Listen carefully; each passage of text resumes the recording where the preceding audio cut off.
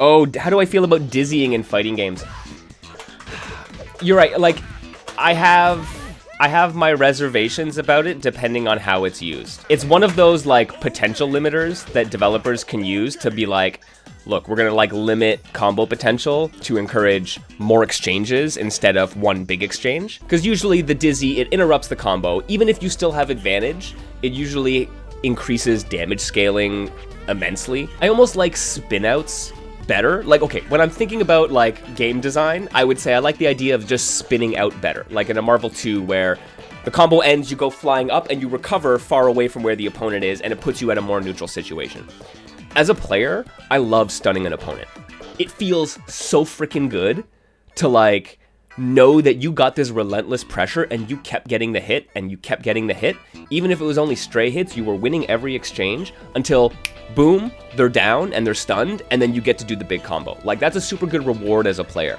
So, I don't know, like, I would say if I'm making a game, I would like to find a different way around it, but, as a player, it's also super rewarding. So, do I necessarily want to give that away? So like I said, it depends. In a game like Street Fighter 2, where it's like, if you get a dizzy, the match is over, then I got bigger issues with it, because it becomes like the win condition you go for, as opposed to a facet of the game and the interactions. Oh, okay, we got a bit of discussion happening. Ducky. I think it depends on the type of game. Something like Street Fighter where your combos are going to be like maybe 7 or 8 hits with an EX and then dizzying, that's fine. But something more combo focused than the dizzy, that just breaks the flow of the combo and not in a kind of fun way. Zammer though saying their issue with it is the combo the combo interruption. If I'm going ham, I don't want something to stop my combo because I did too much damage. I mean, that's fair. I mean, like, okay, so I kind of like the idea of having of being able to manage stun versus damage, right? Where it's like you can go for stun combos to get the stun, because that'll let you open up a big damage combo, or going for the more damage optimal stuff because that is what you would rather, like that is what you want to prioritize, and you would rather go back to a neutral exchange afterwards than going back to, I just get the hit. I think there is some kind of value in that, but you're right, that's interesting that from, like I said, for me, it's super empowering to be able to hit the dizzy and be like, yes, I got this. But like, you're right, in a combo-centric game, that dizzy is going to interrupt what you want to be doing. I think that's kind of the point of them, though. Right? Is like, I think a lot of times the dizzy mechanic is included in a game because the developer doesn't want you to just be doing the combo for that length of time.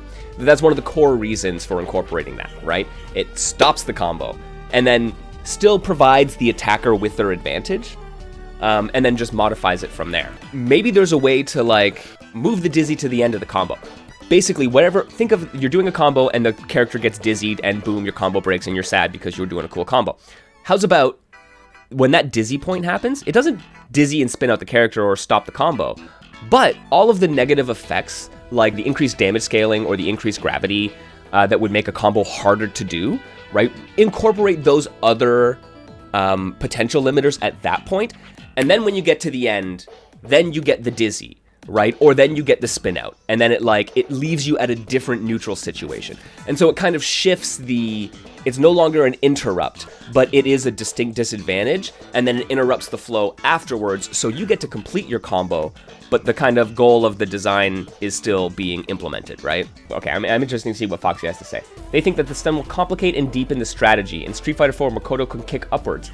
There's no other possible link, and the purpose of it is big stun. If you notice the meter is close, then you get a good reward for that. So that's kind of feeding into what I was saying about it's an interesting interplay between characters and something that between players, and something that a player has to manage when they're like executing their combos and when they're choosing their moves, right? Ducky saying, doing an almost full stun combo into a reset and jabbing them for the stun is a hilarious and fun thing to do also. And then you get the full damage on your stun combo because you've reset the scaling from the extended combo that led to the stun. Yeah, in Third Strike, stunning an opponent puts them in a free juggle state where you can get some pretty crazy combos afterwards too that can only be done while that opponent is stunned. But they actually get up to do the dizzy, but before they actually get up to do the dizzy animation. So there are some really interesting things. I think going back to what Foxy said, where it's something that can deepen the strategy. I think that is the key to it. That is what makes a good stun mechanic.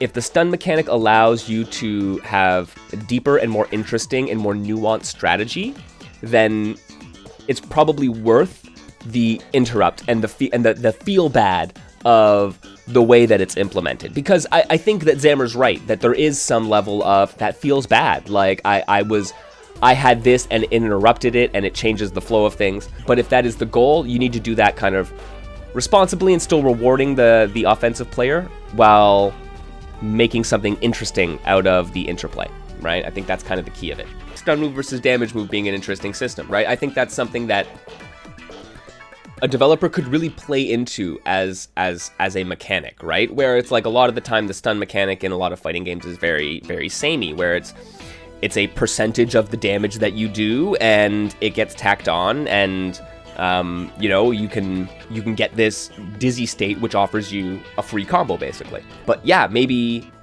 have more interplay between that, right? Perhaps you have attacks that literally don't do damage, they only do stun.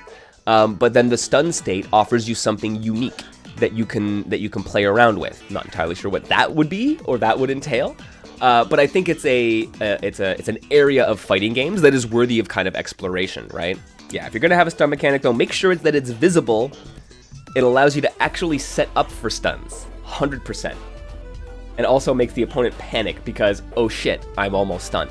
Yes, I think that's important. That a stun mechanic should be visible to a player. If it's going to be an important thing, especially that you're like this, if as a developer, if you're like, this is something that I want to do because it creates these interactions, you should allow players to have the knowledge to be able to actually play with those interactions. Though I do understand why some like old school players appreciate the not having any stun shown, because it gives you a sense, like, you know, you don't know the numbers specifically, but you know, hey, my heavy does a lot, my command normal does even more, so if I land the 2 command normals and a heavy, I can probably get a stun off a special, right? Like, that's another cool thing for players to be able to do personally, but it's one of those things that obfuscates a lot of fighting game knowledge, which is frustrating for new players.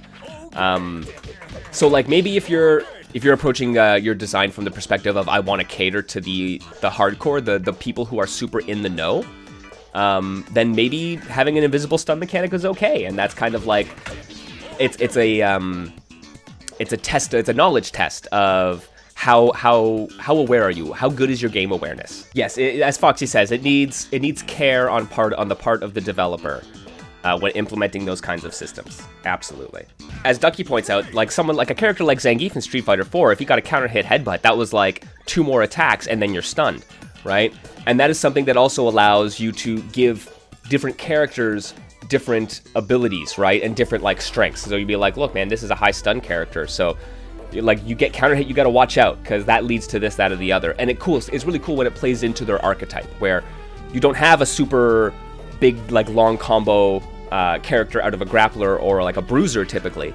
So allowing them to do massive stun to get extra off of their shorter combos through the stun mechanic, that's a really cool character trait, right?